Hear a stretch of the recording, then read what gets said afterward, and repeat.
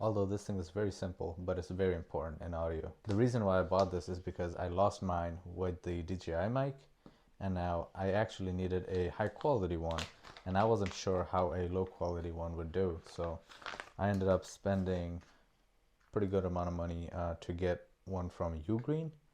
Now I do have a multi-plug kind of thing from UGREEN, so it's been working really good, and this thing has pretty good rating on Amazon, so this is what I got. So let's actually see how this one goes. The reason why I have this is because of my GoPro. Obviously the GoPro audio is not nearly acceptable, so I have to end up using this DJI mic. So let me just show you guys the difference in audio quality so you guys can see what's going on. So here we go. This here is a video and audio test of the GoPro Hero 10. This is just bare bone with the media mod on. Now we're actually going to connect this thing to the DJI mic, and we're going to connect it to the GoPro. Here we are.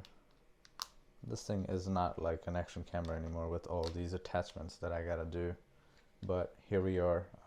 It's there. Let's turn it on. So we got a mic here, and let's turn everything on.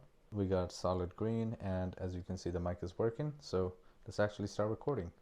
Okay, so this here is well, the mic would be kind of here, right? So I'm gonna put it here, and we're gonna do this check. This is a video and audio quality with the DJI mic. So that was the difference.